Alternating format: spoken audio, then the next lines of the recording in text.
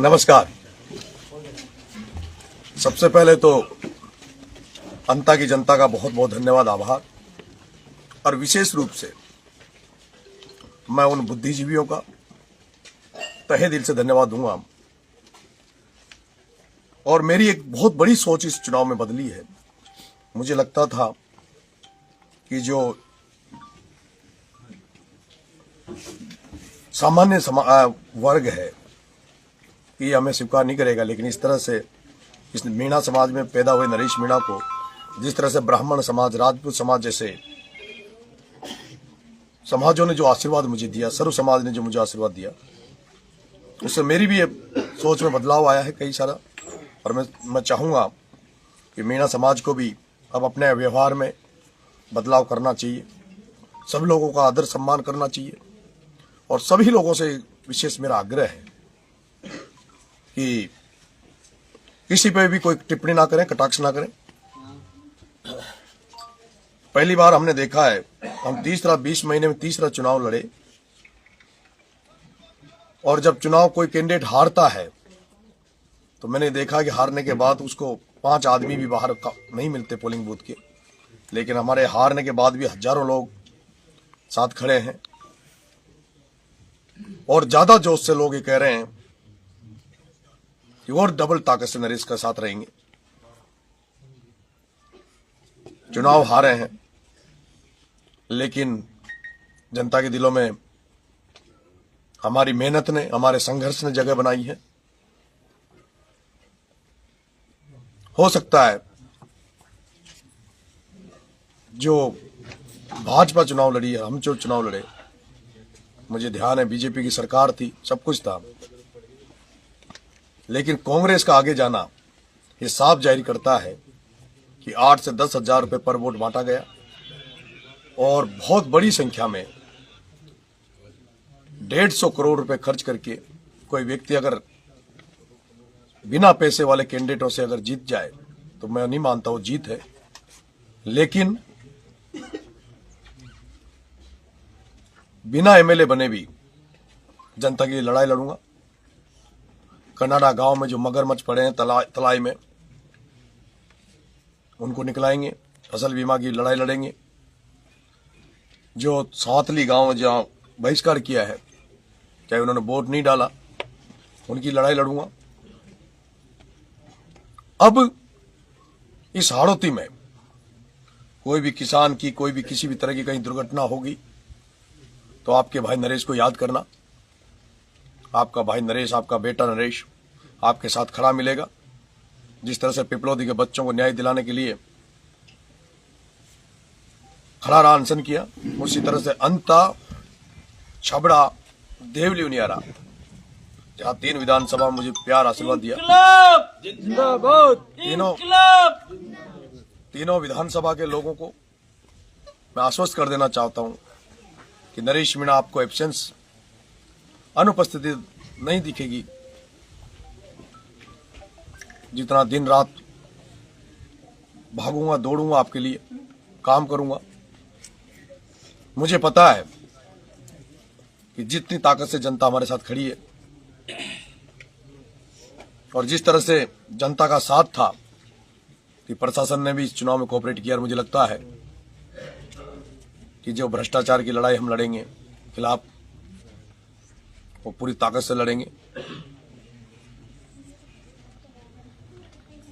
मेरा ये भी आग्रह है कि कल मैंने सोरसल माताजी से पैदल यात्रा आरंभ की थी, लेकिन सबका अभी मानना है कि अभी कुछ दिन रुककर, क्योंकि मुझे 16 तारीख को जगत गुरु शंकराचार्य जी ने भी मुझे समय दे रखा है। तो 16 तारीख को मैं काशी जाकर जगत गुरु शंकराचार्य जी का आशीर्वाद लूंगा, और उसके बाद सबसे मिलकर फिर पैदल यात्रा की डेट जो है वो स्थगित नहीं की है, वो हमने आगे की है।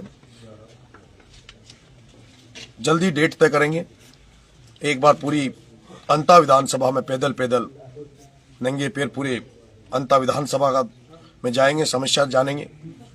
और उसके बाद छबड़ा में जाऊंगा, छबड़ा में भी नंगे पैर पैदल पूरी विधानसभा में घूमूंगा। और उसके बाद देवली उनियारा। और उसके बाद क्योंकि हम जिस इंकलाब का नारा लेके जिस भगत सिंह की फोटो लगा के चल रहे हैं, 23 मार्च को जो शहीद दिवस है, उस शहीद दिवस पर 12 में एक बड़ा कार्यक्रम की मैंने रूपरेखा बना रखी है, जिसमें सभी युवा साथियों से आह्वान करूंगा कि मैं 23 मार्च शहीद दिवस के दिन ब्लड डोनेशन का कैंप हम लोग रखेंगे और जो भी मुद्दे हैं, समस्याएं हैं, उनको लेकर भी हम आंदोलन करेंगे। इसके अलावा ये जो कांग्रेस वाले खुश हो रहे हैं,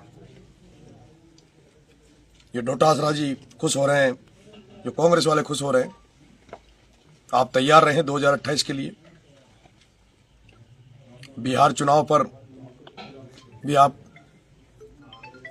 अपने मन की वो रखें।